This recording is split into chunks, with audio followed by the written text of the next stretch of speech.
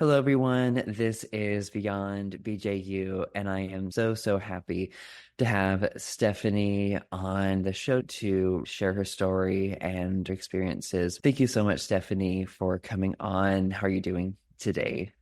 I'm doing well. I'm so thrilled to be here, Andrew. I don't know if I mentioned this, but just listening to the podcast I actually got suggested the interview that you did with Josh Harris, like way back. I remember you mentioning that you were nervous to share your story, that you hadn't done anything like that before. It was cool to see that and see where you started and just how you've found your story and found your voice, encouraging others to do that. I'm really glad to be here. I know I wouldn't be sharing my story like this if it weren't for you. So thank you for that. Oh, that's so sweet. Thank you so much for sharing that. It always warms my heart to hear that it inspires other people to come forward because that's what I want through this podcast. I think there is power in telling your story and in helping people come forward, and also the power in numbers. It's just harder for the haters to silence us. For people who are not familiar with you, could you introduce yourself? Yeah, absolutely. My name is Stephanie. I live in Connecticut with my husband and my two little girls. I've only been, I guess you could say, officially out of IFB for about 2 years. Mentally, I would double that a little bit longer. But officially, I've only been out about 2 years. I grew up in an IFB pastor's home. I was the youngest of four, and I was homeschooled with Bob Jones' curriculum all the way through. That was really the only world that I ever knew. I didn't even get a Christian school experience. I didn't really get to experience people from other denominations. I was steeped in our waters from the day I was born until after I was 21. Wow, thank you so much for sharing that. I relate so much because I was homeschooled my whole life, and my parents use a Becca though. They're both terrible. BJU and Becca are terrible curriculums. I know something you want to really talk about a lot today was the wilds, but before we get into that, I want to get into what you're comfortable with, sharing about your father and your childhood. I feel like a good overview will help people understand why the wilds was so impactful to you and your journey. If you could share maybe the overview of the history of your dad's involvement with BJU, his ministry, and his association with BJU leaders and the Wilds leaders. So my dad was the first one in our family to be connected with Bob Jones. He learned of that through a youth leader that he looked up to and respected. And it kind of went hand in hand for him, the Wilds and Bob Jones. It's funny because I think mentally those things go hand in hand for me too. They were just so interconnected for us growing up.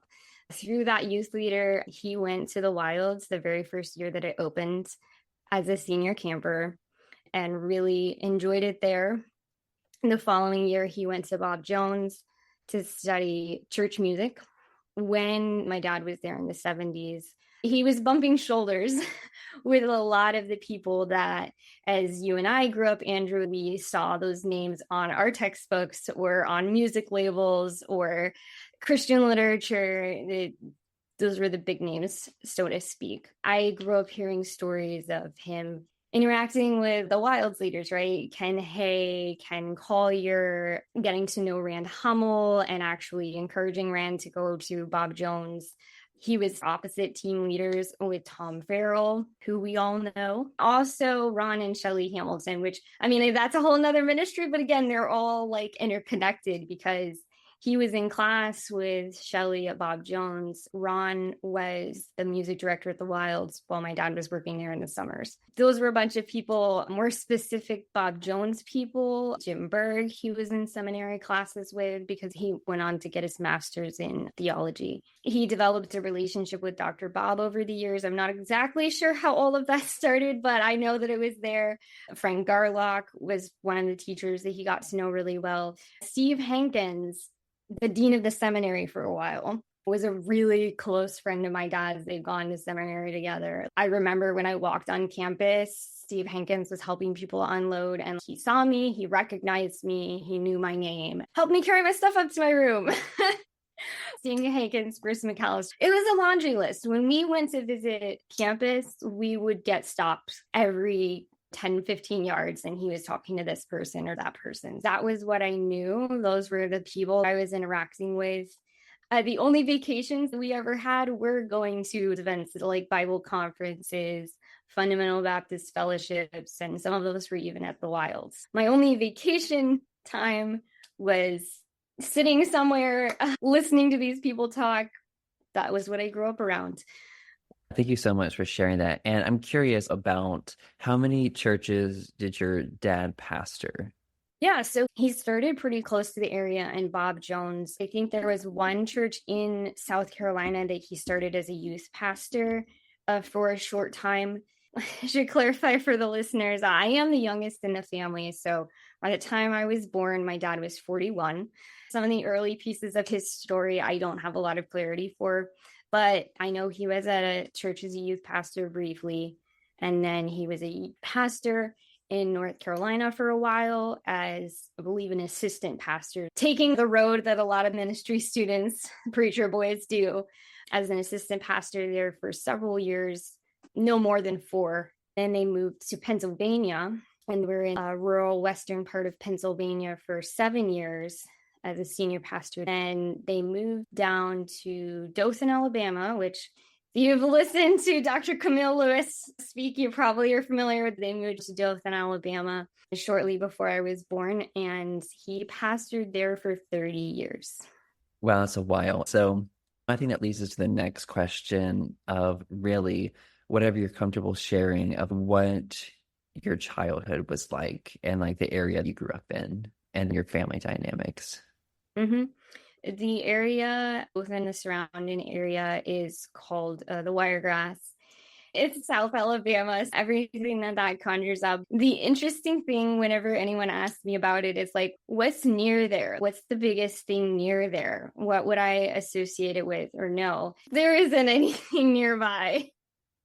Atlanta's 4 hours away. So I guess all of that to say, it's not like I grew up in the boonies. We did live in a town. We did have Walmarts growing up. There were a lot of industries around there. Going to Greenville was very different, having so many resources and diversity available in so many ways. Where I grew up, people just stayed there. There were these family legacies who'd lived there for generations, and the last place they lived before Alabama was Georgia. There wasn't even much diversity of even seeing the United States kind of culture. We did have, it was interesting growing up. We did have a lot of, when I played mural sports, not intramural, sorry, city sports, still think of Bob Jones. No, when I played city sports, though, I would say that's where I got to actually learn and know other people. We did have a pretty strong Hispanic community, and so I did get exposure to that as well, and to people of color through that. There was definitely a lot of me enjoying playing sports with lots of different people, but then seeing that there was a disconnect between how the adults interacted versus how we interacted playing together. That was kind of the area. When my dad came there specifically to our church, he was the senior pastor and there wasn't any other employed staff there. So there wasn't even a secretary. There was no assistant pastor. There was a music leader, but I don't believe he was paid. He left the church when I was very young. So the majority of my dad's time there, he was literally everything. The people there really liked that. They kind of invited that just because most of them hadn't had access to Bible training or anything like that. And almost none of them had an opportunity to go to any kind of Christian university. So when my dad came there, he's got a master's degree in Bible. Like, he's done all this study, and they just, like, everything that he said, they loved. And he was everything. He was the music pastor. He coordinated everything. We had a youth leader who was also one of the deacons. But like everything that our youth leader took, like, came through my dad's direction. And like, I will give some props to my youth leader. After a couple of years of doing it, he wanted to do better. So he took some Bible classes. He took them correspondence through Bob Jones because that's what my dad recommended. I don't remember if it literally was Steve Hankins, but it was like one of my dad's friends was teaching the course. In my world, everything revolved around what my dad knew scripturally, spiritually. Like, he was the answer to everything, to all of the spiritual problems that the people in our church had.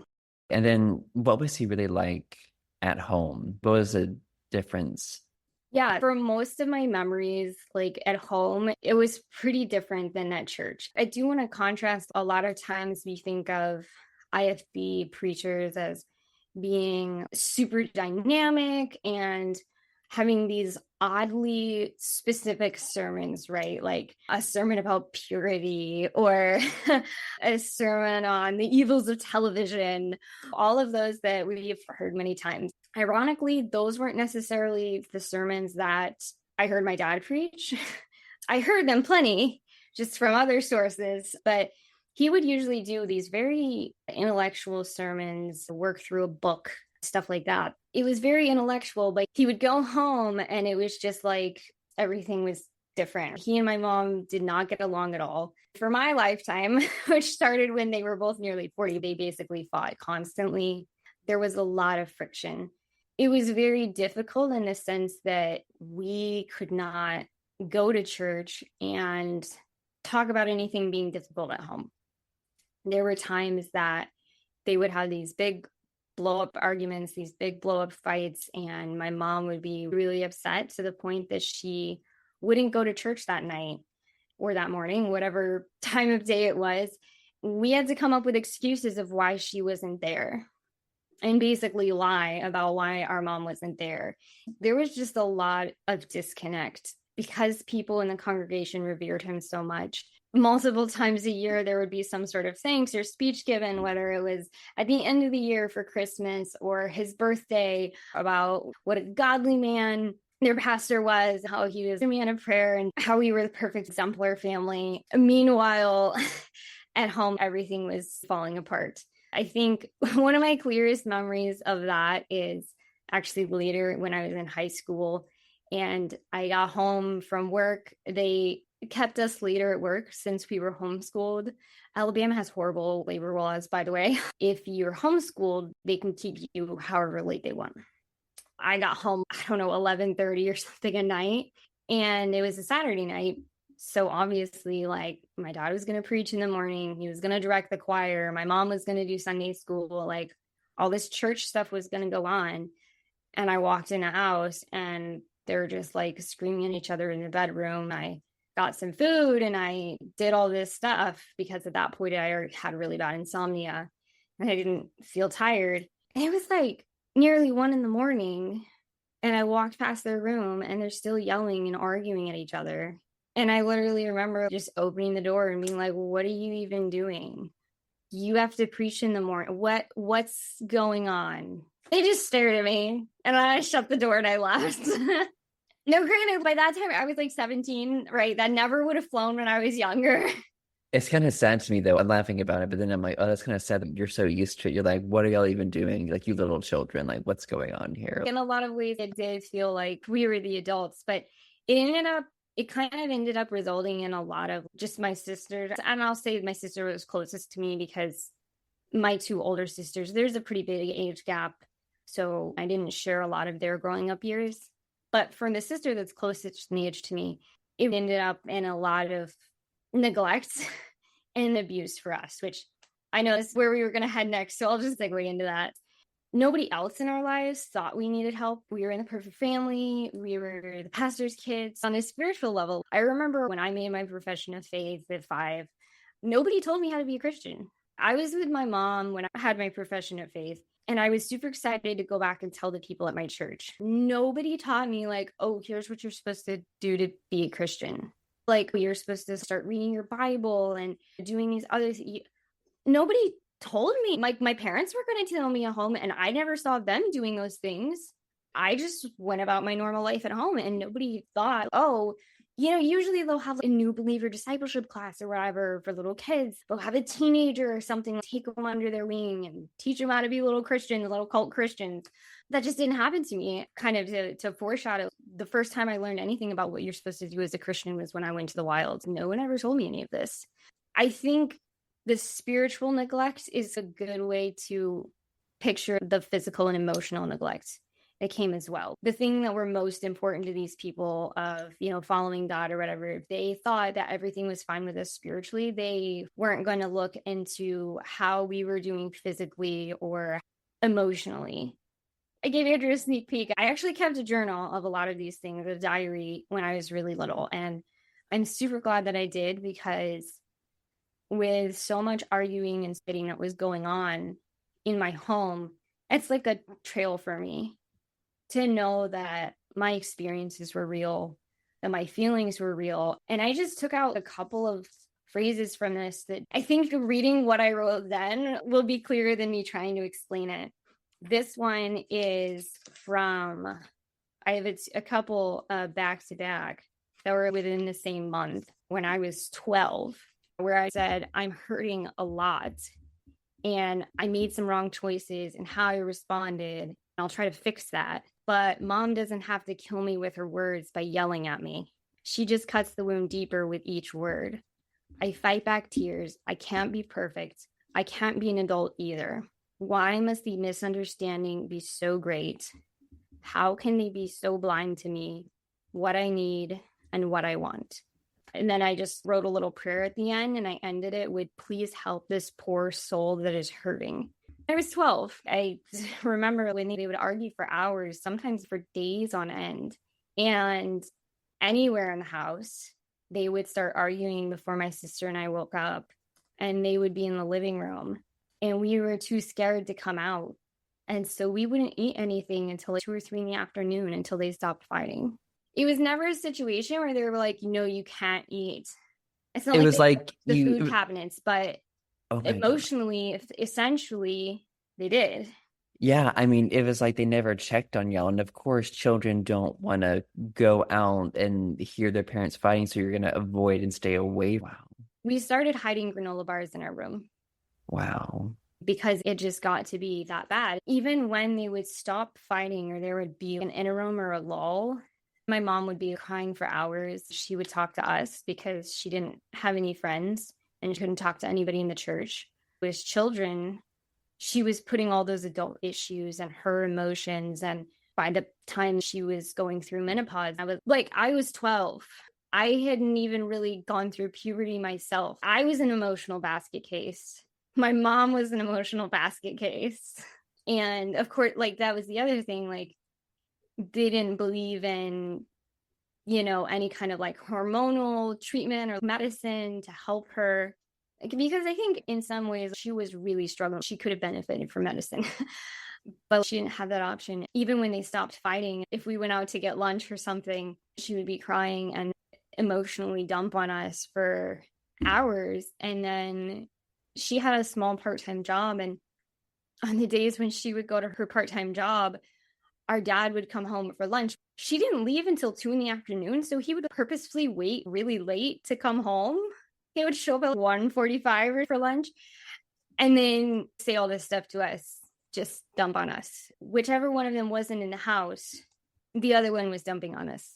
We were so torn in two because they couldn't agree. They had completely opposite views of everything. And then my sister and I were left. By that time, my older 2 sisters were out of the house. We didn't say it this way, but what the heck do we do? If I please this parent, I'm going to anger the other one. Literally anything we did would just add fuel to the conflict. But just a couple other of these excerpts. This one, I wrote a whole poem about it. Just for sake of time, I don't want to have to read the whole poem because it was kind of long, but it's similar in that I wrote in there, why is it so hard to understand?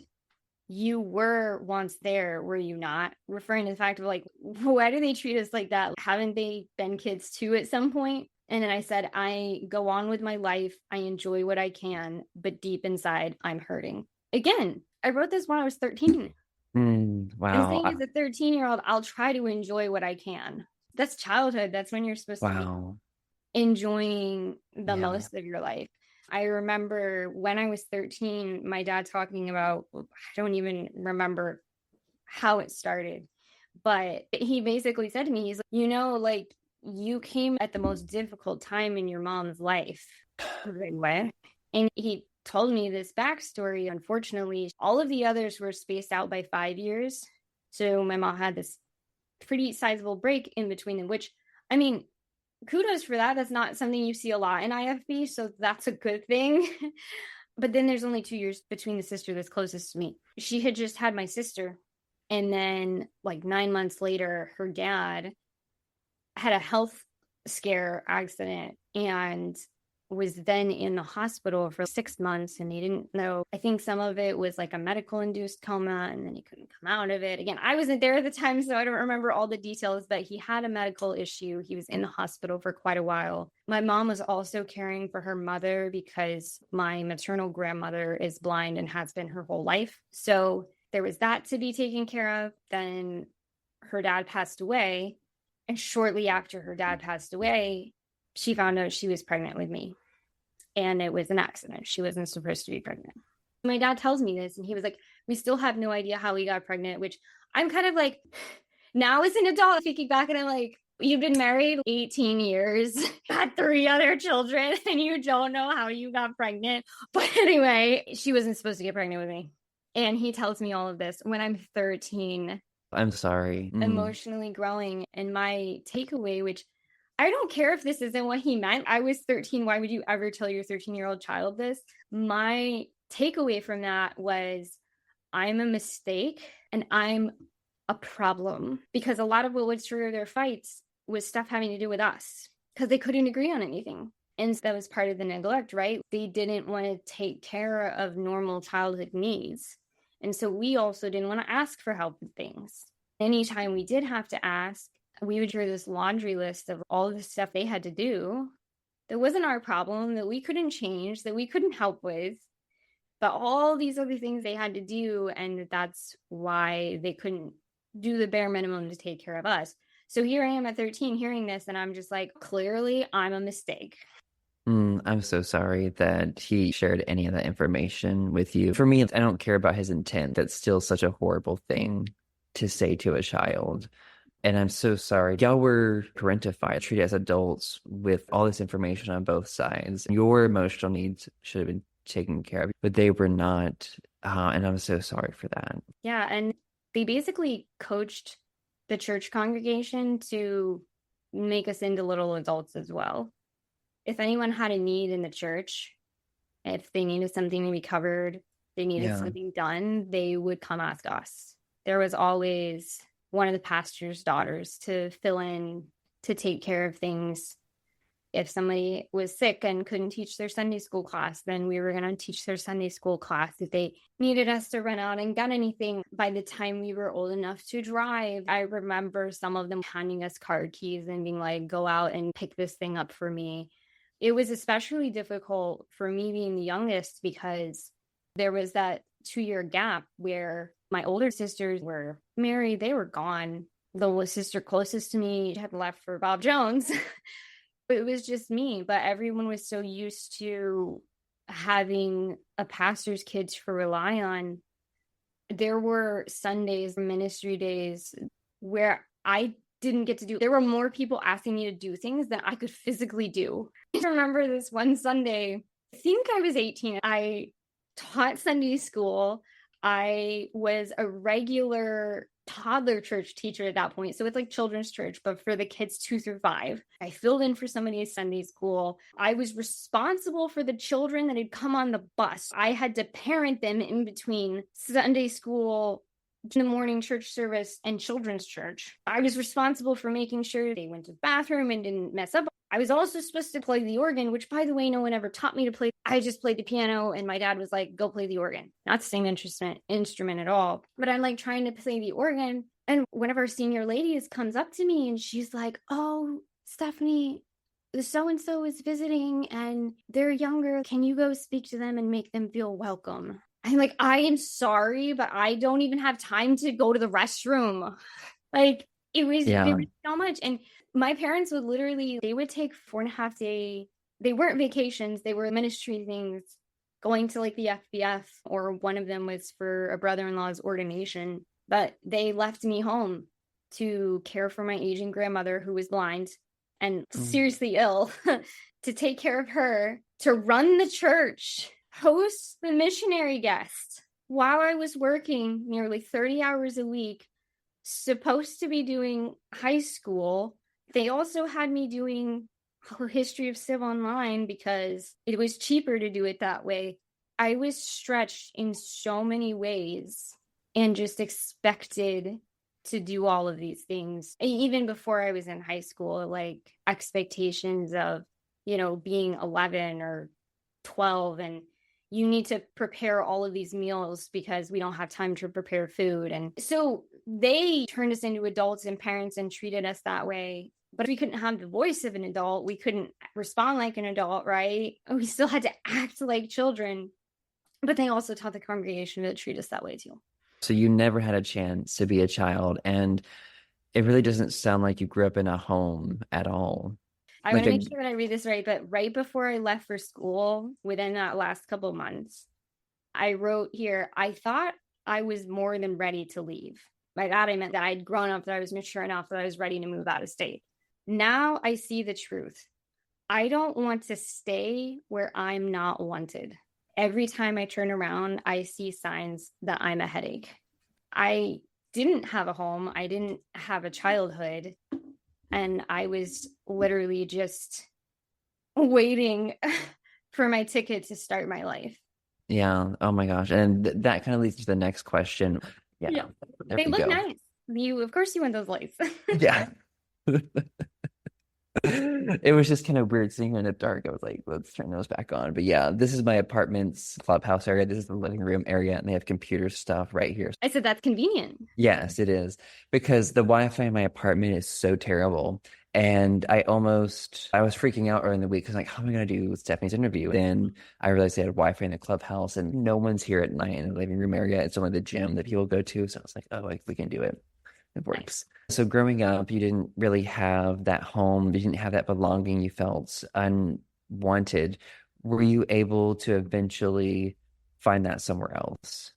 Yeah. So I was really stoked to go to camp. I'd seen all my sisters go to camp. I'd heard about it through my dad's stories. I had seen VHS tapes of it. And I was really stoked. One summer, I asked my mom, can I go to camp? Usually they only took teenagers. But I'd heard that they had the junior camp. And I was like, can I please go to camp? And she's like, we can't afford it. So I literally worked for a year. Any job I could possibly find. I mowed lawns. I did everything. I worked and I saved. As a child, I saved $100. And they were, okay, I guess she's serious. Like, we kind of can't tell her no at this point. So they let me go. And I fell in love with it because looking back now, I understand that it's a type of love bombing, right? But just coming from a place of so much neglect where we could literally go days without them even checking in on us, to go to a place where there is so much attention on you, where people are love bombing you, adults are paying attention. And I was completely enamored. And like I mentioned, that was the first place that somebody was like, hey, here's how you act like a Christian. And I was just like, wait, there's rules that I can follow on this. Everything was so disjointed. I actually found comfort in the cultishness of the wilds because it was knowable. I was like, wow, there's a formula and you can keep people happy. Wow, I can do that. When I was going through it, I wrote, I'm good at following rules. So completely enamored with, being somewhere that was so beautiful and having all that attention. And I then continued to work every single summer so that they had no excuse to not let me go back. I'm curious, what are some specific experiences you had at the Wilds starting as a camper? Oh man, there were a lot. I went a lot of times. I remember seeing all the adults interact and like the energy, and they seemed happy, right? Like it came from such a broken, unhappy home that these people seemed happy. I would find out where these people were going to be. I would figure out their schedule, and then I would go and talk to them. The highlight of my year was going up to a Matt Herbster or a Willie Parton after one of their sermons and getting 5 minutes of time of somebody looking at me, praising me. Because once I was like, hey, rules, I can follow rules. And then I was like this model camper. I was this model person. Different counselors would give me stuff. That sounds kind of weird, but I remember one counselor, she was like, wow, I could see you're really passionate. I could see you're really dedicated. She gave me the tree outline thing that they give their counselors, which again, I was super negative. But for me then, I was like, wow, she's giving me counseling material. Like, I'm so special. So I remember one of the camp staff members, like, they have a picnic day and I was nearby and they needed to do something. And they were like, hey, can you watch my little kids while I go do this? I thought the world of that because these people were laughing, having fun. They were saying that I could have fun. To me, it was focused on me, right? And again, in retrospect, it wasn't. When I was looking back, by the time I went from junior camp to teen camp, I had already started planning that I wanted to spend the rest of my life at the Wilds because it was the only place I found acceptance. I wrote it down in there. I made this whole plan. I put it in all the spiritual terms. I think God's will for my life is that I work at the Wilds. I was like, okay, I'm going to go to CIT at this age. I'm going to learn that little tree. I was going to learn all this stuff. I downloaded all the sermons. I listened to all the sermons so that I could just absorb and know it as well as I possibly could, so that I could get into CIT early, so that I could work there as early as possible. I was planning to work there the summers that I was in college and then just be there because it felt so different from the rest of my life. I would count the weeks down. They could ask me at any point, like, how many weeks till we go to the Wilds? And I could tell them. I waited 51 weeks out of the year to have 1 week where I felt accepted. Wow. That speaks volumes. And it's really sad that other people couldn't see that in that environment. I do look back and I'm like, people thought I was weird. I remember people would say really nice, like, oh, you're such an outgoing person. You're really sweet or whatever. But when it came to the Wild, I totally get mocked for it. And like the adults about there, like totally knew. I didn't really keep quiet about anything other than what was going on at home, because I would literally ruin the work of God if I told anybody what was going on at home. When I was in high school and early in college, I thought I did such a good job of hiding it. None of these people knew I was struggling. And when I got a little older, I realized, no, you weren't hiding it. There were signs and people could have known. It was just, they were choosing to overlook that. Yeah, I'm curious. Did you share any of your home life with a counselor at the Wilds? Yeah, it took me a long time to come around to that because it's really risky. The difficulty of feeling loved and accepted there was also knowing my dad has friends here. His name is known here. I have my parents' names. My dad's first name is Steven. People saw my name and they knew who I was. So there wasn't any hiding. By the time I went there for CIT, I did get to that step in my master plan of working at the Wilds. I was like, I'm going to CIT when I'm 16. I did manage to do that. The year between being 15 and turning 16 was really hard for me at home. I don't remember everything that was going on. I just remember that was like one of my darkest times. My mental health was horrible. And I was having more PTSD symptoms. I was feeling sicker. And so I was feeling more desperate. So I was like, you know what? This is the time. I'm taking this big step in my life. I'm going to talk to somebody there. I didn't manage. I was still afraid. They have a whole sheet on your paperwork. It was longer than our paperwork for applying to Bob Jones, which was a lot. Like, how are you saved? Give your testimony, rate this part of your Christian life. How are you evangelizing? It was like 9 pages. It was a lot. And there was a whole page. Tell us about your relationship with your parents. I just left it blank, the whole thing. So we go in there, and for CIT, it's a little bit different than the regular camp. They make it feel really exclusive, but it's just really intense cult training. Like CIT is even cultier than the regular camp. They make it feel exclusive. You get to talk to one of the full-time counselors rather than just a summer counselor. I got paired up with one of the ladies. I don't believe she was there when my dad was there. I don't even believe her husband really knew my dad very well. But when she got to that part, she was like, hey, tell me about this blank page. My whole body started shaking. That was literally one of my PTSD symptoms. I would have these full body tremors. I couldn't stop myself shaking. I just started telling her how difficult it was. years and years of dealing with this conflict, putting all that emotional burden on me. It's the first time I ever verbalized it. I'm crying, I'm shaking like crazy. She didn't know what to do. I think I kind of shocked her. She was just like, I can tell this is a really big issue. You feel really strongly about this. Let me talk to some of our trained counselors and I'll see if I can get you an appointment to help you work through this. And I was floored because finally, I'm going to actually get to talk to somebody. I wanted somebody to tell me how to make the right decision. I just wanted clarity in my life.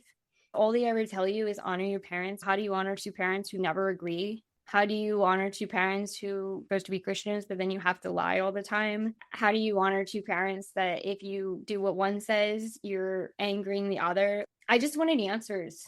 And I had a follow-up appointment with her the next week. We had to meet with them 2 times. And when I went back to meet with her the next time, she acted like I'd never shared that information with her. Wow. I have been gaslit many times in my life, but that one might be the strongest. My guess, knowing what I do about the Wilds and the people there, since I was speaking to a woman, I think it's very likely she did what she said. She probably went to speak to somebody, but all of the people there that checked the box that she said of trained counselors were people who knew my dad very well. I think they just shut her up. They were like, don't rock the boat. I mean, they had been bringing our teen group there every single year that he had been pastor. So where was that? Like 20 years? Maybe not 20 years, but a long time. At least 18 by that point. Besides the fact they were friends, there was a monetary aspect too. We don't want to upset this church that's been coming here for 18 years. And the painful thing about that is that when she didn't talk about it, since I held the Wilds in such high esteem, since that was where I learned how to grow spiritually, my conclusion was that God must not want me to talk about it. That didn't honor him. And that I told myself that I had every tool I needed to get through the situation I was in. Wow. That's so much of a cult teaching though, right? When they tell you God isn't going to give you more than you can handle and all those cliche phrases, what else was I supposed to conclude? And so you come away from that experience thinking that, and then you do end up working there. Before we move on to that, are there any other experiences you want to share as a camper that impacted you? Yes, obviously when we deconstruct, some things can just pop up or hit you like one day, you're just like, oh, wow, that thing happened. At one point when I was talking to my husband, having kids now and thinking about children, I was struck by the awful things they would tell us as young, even between the last time we talked and now. I even remembered one that was when I was in the junior camp for grade school kids.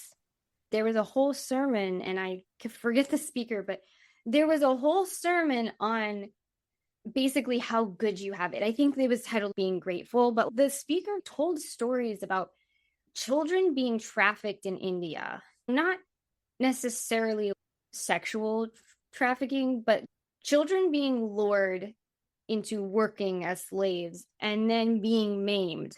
And like the fact that child lived through that experience means, why are you complaining about your homework or whatever? Like the amount of guilt and shame and fear. And then just a few short years later, I don't believe they have it anymore, but they had what they call junior high chapels, picture 12 to 14-year-olds.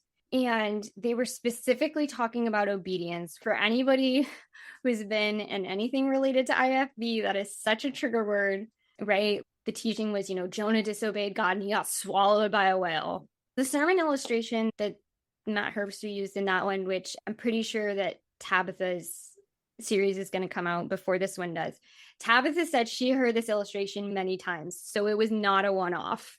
His illustration of why you need to always listen to God and what your leaders say was about a boy who was at an amusement park and lost his hat and jumped over several fences to retrieve his hat. And when he stood up, the roller coaster passed by and took his head off. That story, true story, I guess.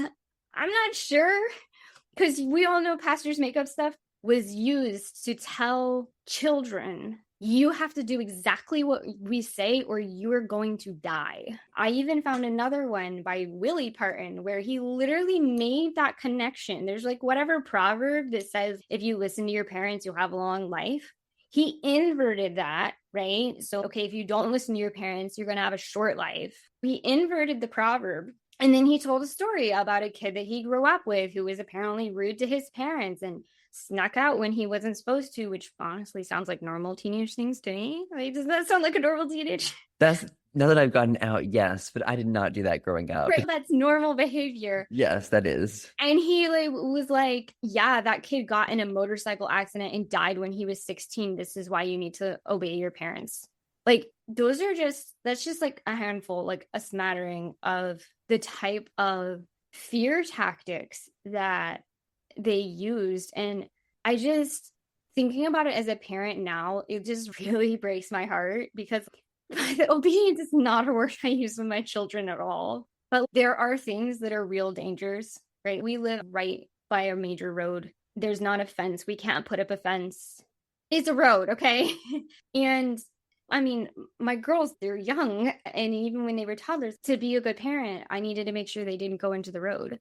But I'm not going to tell my child, you always have to listen to everything I say or you're going to die in the road. That's what they were telling us. Yeah, it's horrible. Telling us as children, rather than real life, hey, here's things you need to watch out for. Here are cautions. Here are real life dangers. And they weren't putting it in age appropriate terms. They were taking these horrific stories and beating us over the head with them so that we would apparently never question authority. It's sadly such a common thing throughout fundamentalism. Bill Gothard was famous for that. I remember Ginger Duggar, she talked about that in her memoir about just the scary illustrations that Bill Gothard would do. And like all these leaders, they steal these tactics from each other, really. It's copy, right. But it's horrible. It's absolutely horrible. If you don't do this, there are going to be dire consequences. You're going to die or you're going to completely wreck your life. It'll never be the same again. It's that control they want over you. It's just horrible. And I also think as horrible as those sermons were, I still thought that was a loving environment. That's just how distorted everything was for me. I think it goes to show why it can take us as adults so long to take those steps out, even to have grace with each other, right? To just be patient with each other. There's so much to unpack and undo that really just being there for each other, however long it takes to unravel all of that mess. Yeah, and I'm curious, are there any experiences you want to share as a camper before we get into your time on staff? I don't think so, other than just it's a very common theme. Everything was so guilt-oriented, right? The whole focus seemed to be like, find some sin and repent of some sin, pulling out some horrible, wicked thing that you were doing. And I think back of how impactful it could have been if it truly had been the safe place that I thought it was. How many hundreds of kids, probably thousands of kids went through there and were being shuffled through a cult, but also like how many young people were going through there thinking that kind of preaching was okay. The bigotry that was being preached was okay. I'm sure Tabitha, touched on some of this, and it would be a whole conversation for a whole nother podcast about just all of the hatred towards mental health and LGBTQ plus. I remember even as a camper sitting there during Tom Farrell, of course, thinking like, man, if I struggled with those things, which I mean, those weren't thoughts that I was having at the time, but I remember thinking, wow, if I struggled with those things, this would not help. This would make it worse. Which from talking to other people, that's exactly what it did. Yeah, thinking back, it really breaks my heart that they had an opportunity to impact so many young people and instead made choices to terrorize them and to teach a whole generation of men to have that kind of power and be abusive and be bigots. And teach a whole generation of women that's okay. Yeah. I mean, I think you summarized that really well. It sounds like that's really what they do at this place. But again, when you're growing up in an unhealthy environment and you go to that, and that seems at least at first healthy to you because they supposedly love you and accept you, And, in fundamentalism, that's your whole reality. You don't have any reality checks. So, what was your experience as you started working at the camp? Yeah, so I went to work there the summer after my freshman year. I was trying to go along with my plan. I was going to work there in the summers, early into college. I was never a fan of Bob Jones. I didn't want to go to Bob Jones. Of course, that was my only option, but I was still very in. When I went there to work there, I was excited to be part of the in group, but it started to fall apart very quickly because I had an injury in school that I thought had healed up. And then I was a waitress. So I wasn't a counselor, that was an elite thing. There were all of these hierarchies. Usually, if you went to CIT, you would be more favored when you came to work there on summer staff. So it was kind of weird that I was a waitress, almost a diss. But anyway, never found out why about that. I was a waitress, so a lot of heavy lifting and all this stuff. The injury had been on my wrist and it started up again during training. So there's the 2 weeks of training. I went to the head waitress and I was like, hey, gave her the history on it. And she was like, go to the nurse. I go to the nurse and they're like, I don't know what's wrong. Take some pain pills and it'll get better. So I took some pain pills and it didn't get better. But this is my dream. This is where I wanted to be. And I was going to make it happen no matter what. So I kept working. I had shared this story in the Wild Survivor group. I had an instance where the head waitress, Connie, was very strict. She ruled with an iron fist kind of thing. So we were out with the cabin that we would be buddied with. You were supposed to do all these bonding activities. When you're off work, you can't be off work. We had started a hike and the alarms went off that there was a big thunderstorm coming through. So we all took shelter. But we're watching our watches. We're looking at our watches and we got to go get ready for dinner. Connie's going to chew our heads off if we're late. So this other girl and I finally were like, we have to go. We can't afford to be late. Well, there's this massive thunderstorm. And I nearly got struck by lightning. I literally went back later. I found where it literally touched grass, where it burned. And I was only a few yards away. I heard the lightning sizzle as it came down. I nearly got struck by lightning and we freaked. We screamed. We ran under the craft shop because that was near the big swing area. There was this other worker there and he was like, I guess you can ride in my truck, but that's really taboo. Guy's not supposed to drive girls around. He drove us up to where the thing was. Same thing. We run in there and we're soaking wet. And Connie's like, why are you guys wet? You're not prepared. And we're like, we literally nearly died. I was so shaken up. She didn't even let us have time to breathe. I literally threw spaghetti on one of the counselors. I was still shaking from accidentally threw it on him. But yeah, so there was that. But sorry, that was a little side story. To get back to my hand issue, it just kept getting worse. And I kept taking medicine and I would bring it up periodically. When I would bring it up to Connie, this isn't getting better. I'm in a lot of pain. She was just like, did you talk to the nurse? I said, yes. And then that was the end of the discussion. She wouldn't talk to me about it anymore. So after several weeks, I was literally taking 1,600 milligrams of ibuprofen every day. I had these 800 capsules and I was taking multiples of those a day to just try to dull the pain. And it got so bad at one point that I was nearly blacked out during lunch. Connie came up to me after that lunch period and was like, hey, I've noticed that you haven't been giving 100% lately. What's going on? So she even managed to frame it in this very accusatory way. And I was like, I'm in pain. It started this whole snowball of them basically firing me, but not saying that they were going to fire me because I was breaking my contract. The absurd thing is they're not even paying you to be there. Really, if you're summer staff, you have to get other churches to sponsor you to be there, and you're not really getting paid.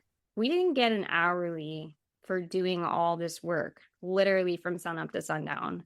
They made this big deal about me breaking the contract. They drug it out for a day and a half about whether or not they would let me go home to see a doctor because their nurses had no clue what was going on. The cook mocked and belittled me when we were in the lineup because I couldn't do what I typically did that day. We would roll up these things and I couldn't use my wrist.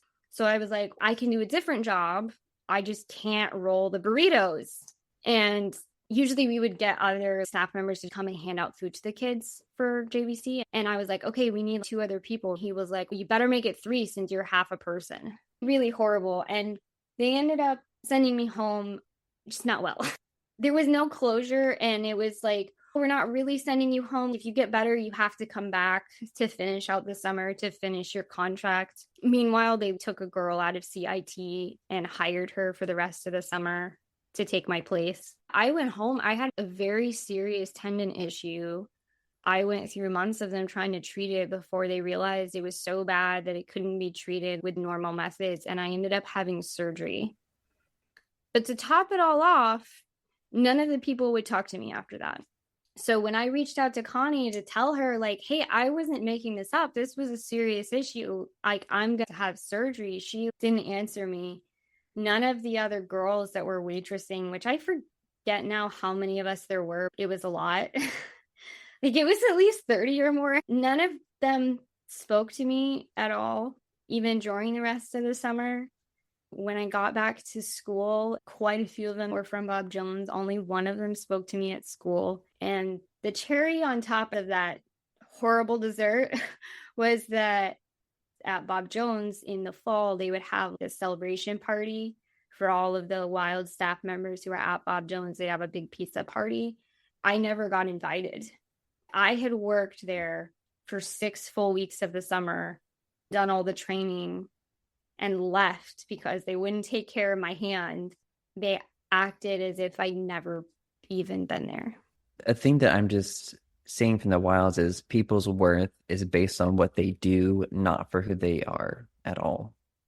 100%. The fact that I was so replaceable, right? I feel horrible for that young girl. She was probably only 17 or 18. She thought she was going for 2 weeks, and then they conscript her to stay the rest of the summer. They immediately replaced me, but then they couldn't even let that be. They had to guilt me because they were angry that I wasn't able to produce what they wanted me to produce. Yeah, you were just a tool for them to use. And something is framed as, oh, we're one big family. That's something I heard when I got to Bob Jones from someone who worked there. Oh, we're like a family. That's always a red flag to me. When any group says they're like family. I even heard that when I worked at Chick-fil-A, which looking back in those contexts, there's this kind of indoctrination in our culture of, oh, you never go against family no matter what, even if they harm you. Like, you keep your secrets, you stay loyal, you keep your commitments 100%, no exceptions. Yes, you feel that closeness, but when you're not conforming anymore, you're not what they want, you're out. You don't matter anymore. That's a cult. That's just the love bombing part of it. Mm-hmm. It's just a horrible, toxic place, it sounds. Is there anything else you would like to share about your time of, I guess, leaving the wilds? Yeah, I think some of it would just be like, what's so interesting looking back, and something that I've really had to work to unpack, is having both good and bad feelings. There were a lot of really, really harmful things, but I am still glad that I had that as a child. I needed some kind of an outlet, and I'm glad that I had something to keep me going, like just for my mental health. I don't know what it would have been like if I hadn't had a way to get away at least once a year. So there's that mixed feeling. It was a mixed feeling because some things were new for me. I remember in training, Matt Herbster talked about lots of really toxic training. And I know Tabitha shared like the tree model and all of that they go over with their staff, but there's a lot of really toxic training. But I remember that Matt Herbster got up at one point and he was talking about protecting the campers. He spoke to us at length. If you see something that seems off, you need to report it. We are mandatory reporters. We want to keep these campers safe. He talked about having pastors call him because they were angry that he had reported literal child abuse that campers had divulged. It was interesting because he was my first experience of actually hearing somebody in the cult make any kind of effort reporting to authorities. He literally called the police for some of these things. That was unheard of for me. It's very unpacking some of that, as that is a positive. We should protect children, but that doesn't undo all the harm. he was the one that gave this sermon illustration about the kid losing his head, but he's also the one talking about protecting children. I think I have come to a point where I've realized there's a spectrum of people in the cult. And the two extremes are, there are people who are 100% victims of the cult. They didn't choose to join it. They probably grew up in it, right? They literally weren't exposed to anything else. They probably were used to do harmful things, just like you and I were used as young people to teach Sunday schools and do things that now we really regret. That wasn't our fault. So there's the end where you're just the victim. There's the other extreme, which is people who have narcissistic tendencies, who have sometimes criminal tendencies of pedophilia and other things like that, but just they're attracted to the cult because it fulfills that trait in them, whether it's the narcissism, whether it's wanting to control people, whatever that really negative trait is. I mean, and typically, like, I would say 99% of those people are men. I don't know that any woman would ever choose IFB to have control of anything. So I'll just say that extreme is all men. I would definitely put my dad a lot closer to that category because based off of like our home life and how he lived his day-to-day life, right? Not even, acting out stuff. He was in it to fulfill something for himself. And then there's like this middle area where there's people who do both. They perpetuate harm, but I think they genuinely believe it. I think they're genuinely blinded by the cult. And so they're trying to actually live out all these ridiculous things that they feed. And a place like the Wilds is going to have people on all ends of that spectrum. And so I've tried to use that picture of what the cult does to help me make sense of that. Even somebody like Matt Herster, which was somebody that I looked up to for a really long time. I think somebody like him is kind of more in the middle. I mean, because he did grow up in the cult as well, but then getting that position of power and leadership, he ended up harming a lot of people too. Yeah. And I hope he's reported all of the sexual abuse claims because that was something that Tabitha wasn't sure that actually happened. She shares a story of this poor little girl that they just re-traumatized her through counseling and she doesn't know if they ever reported it or not. So I hope, gosh, yeah. I don't know. And I don't know how many of the years like he actually had a say or if they made him report to, if Ken Collier or somebody else over him was handling it. Falling out later. Yeah, exactly. You just because people like Matt who's trying to do the right thing, but like you said, perpetuating harm, like reporting to authorities, that is a no in the IFB. Right. You don't trust authority. You are an island to your own. So he wanted to do the right thing, but he rocked the boat, and it sounds like he was probably shoved around a way to not know about. They're like, we'll just keep you ignorant so you don't know about this at all. So that's probably what happened. Yeah. Yeah. But I'll give him kudos for saying he had a room full of college students, and it's what he was trying to teach. Small wins, I guess, reducing some harm. Thank you for sharing that. I want people to be able to share their experiences. You've had a mixed experience, and it's valid. Experiences people have are valid. People struggle with Bob Jones too. Yes, I do know people can have good and bad experience at Bob Jones, but for me it's okay, let's listen to the bad experiences, let's reduce the harm. Okay, good for you for the people who had all good experiences, but that's not going to change the system that is harming this group of people or these people. It needs to be work for everyone, and that's how I feel about the Wilds. I never had interaction with the Wilds at all, but it's a BJU affiliated organization that I'm glad that we're able to uncover because things that have gone there shouldn't go on there. I think people need to know about it. But in one of the questions, there's a Jim Berg story. I don't know if you want to share that at all. I would like to, because he kind of goes along with what I was just saying. Okay, let's see. So I know at Bob Jones, you had an interesting encounter with Jim Berg that might catch people off guard or surprise people, and I wanted you to be able to share that. Yeah, it was very surprising to me even while I was there as a student. now being outside, it's just even that much more complicated to unpack. I took his wife's biblical womanhood course. That was not a bad experience for me. I'm not saying it was a good class, but I had a good experience in that class and she seemed to like me. The following year, my senior year, I was really struggling with a lot of things. My mental health was terrible. My physical health was awful. I was getting migraines constantly, which, as we all know, you're not allowed to take days off. You're not allowed to miss class. I was desperate. I was afraid I wasn't going to get to graduate on time if I missed stuff. I needed help and I asked if I could have a session with Jim Berg. I told him I'd been in his wife's class and we scheduled one. I unpacked everything that was going on, which was very related to my parents. It was really related to my relationship with my then fiance and just like everything else in my childhood. They couldn't agree on that. They couldn't give me a clear answer and they were making life incredibly difficult. I didn't know what to do because everyone was like, you have to honor your parents in marriage. Like, you have to honor your parents and how you do all of this. And I'm like, it's not possible. I unpack all of that to Jim Berg. The most surprising thing happened. He asked me to call my dad to express my grievances once more, to basically make one more olive branch attempt. But if my dad wouldn't hear me, to then respectfully close off communication with them until the end of the semester. In other words, he told me to go non-contact with my parents.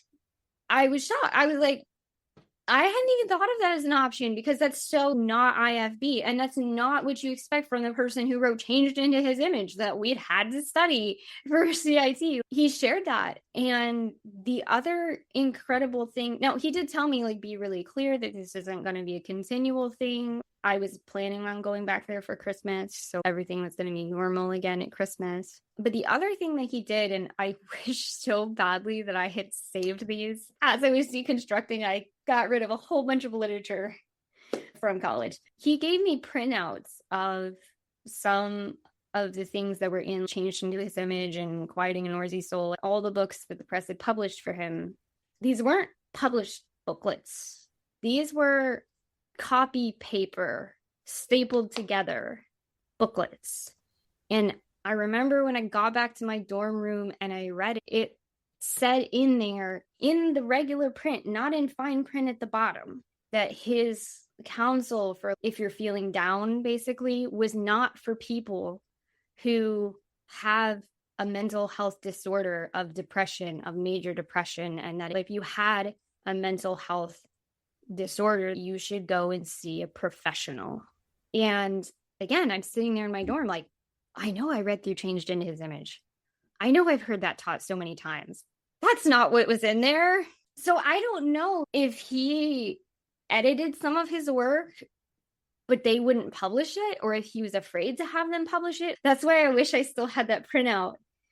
Yeah.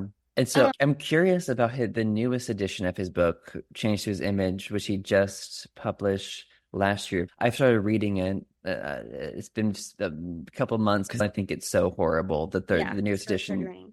It is awful. But I'm wondering if I get to those parts, if that will be in there, those disclaimers of, oh, this isn't a black and white solution. You actually mental health professional. Like, but just even saying there's an actual mental health disease, that's huge for him. I did hear him in one class. I think that was in my senior year as well. I don't remember why. He came in for one period. He was talking about how he was pursuing an actual doctorate.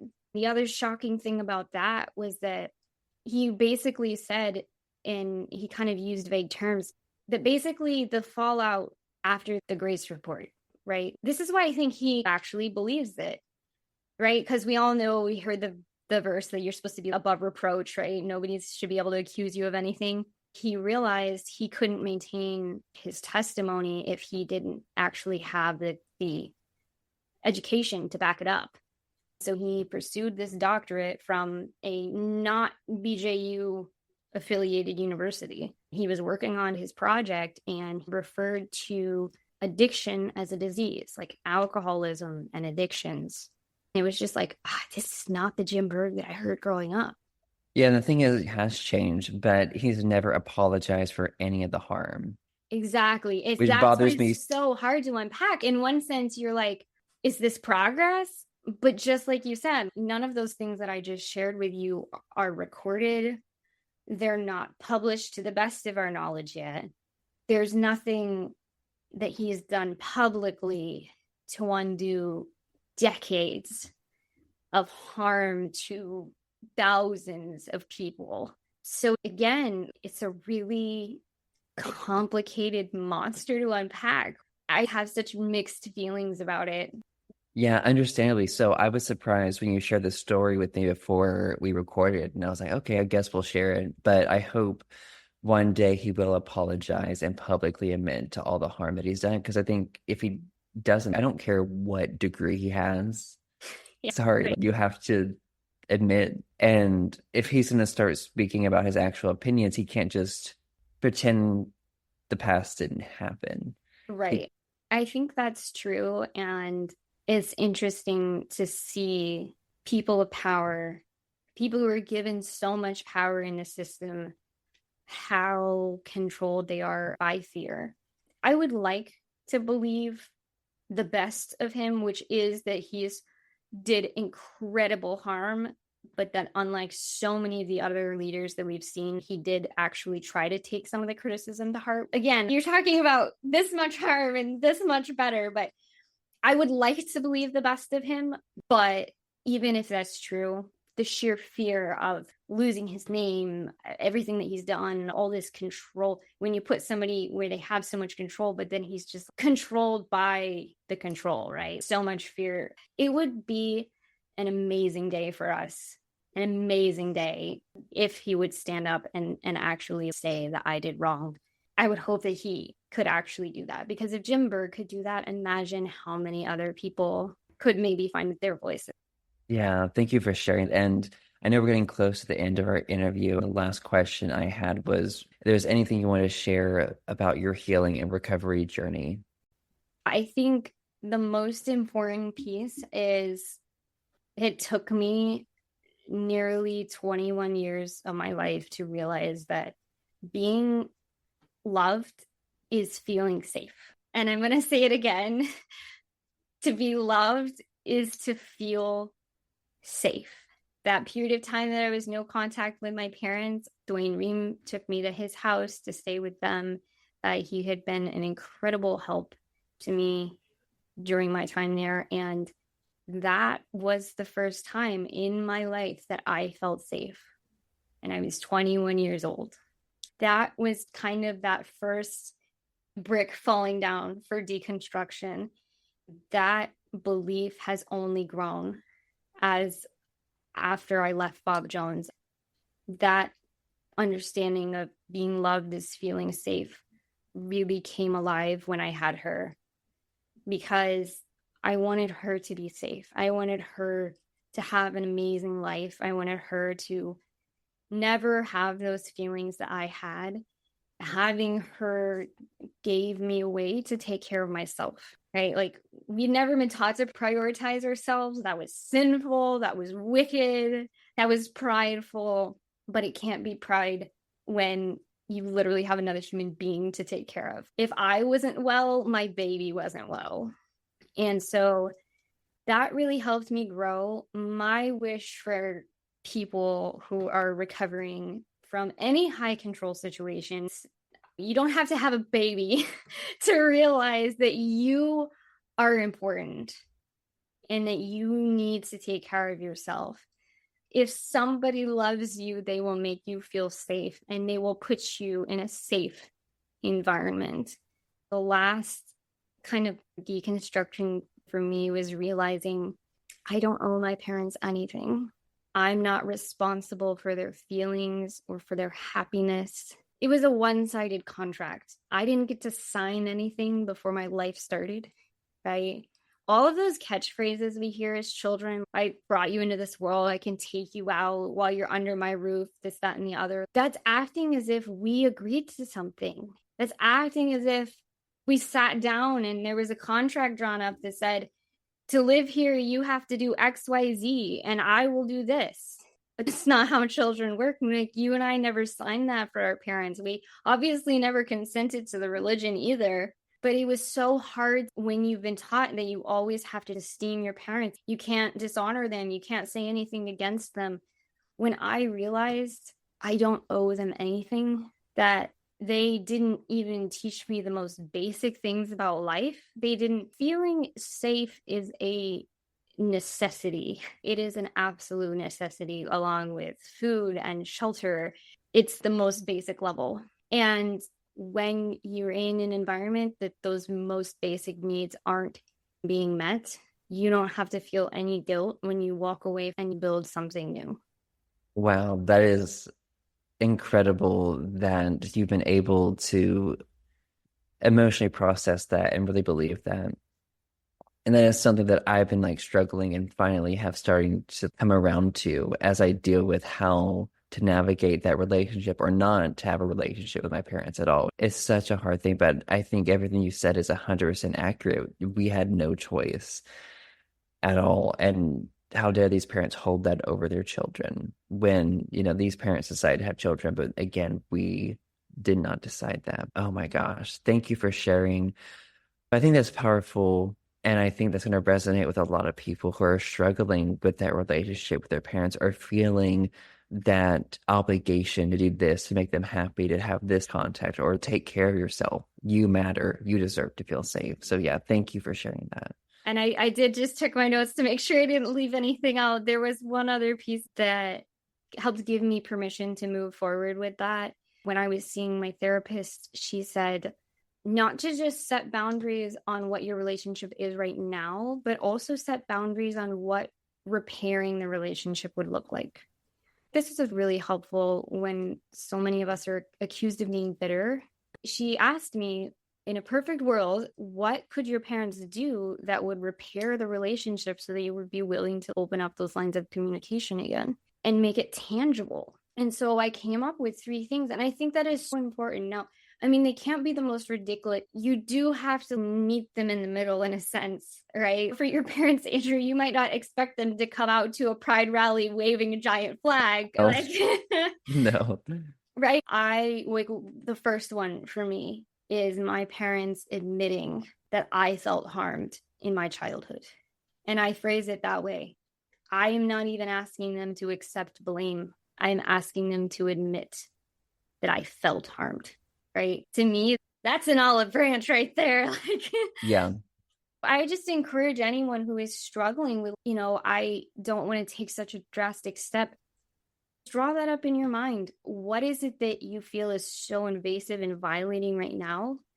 And what's an actual reasonable, tangible way that if it's your parents, siblings, whomever, that they can acknowledge you and your happiness and your new life and acknowledge the hurt. Just we were hoping that some of these leaders will acknowledge their hurt. How can your parents acknowledge that? And what is something that would move forward? Because that gave me the freedom to walk away until those things are accomplished. I think that's incredible advice. And I can't wait to share this episode with people and definitely going to go write these notes down because I think that's great. That's a great way to approach it. And I think it's reasonable too. Oh my gosh. But yeah, thank you so much for sharing your journey, your story. Is there anything else you would like to share before we end the interview? No, I think that was everything that I had written down. I'm so thrilled that you've pursued this podcast and invited people to share their stories. I know that there are a lot of stories to be shared.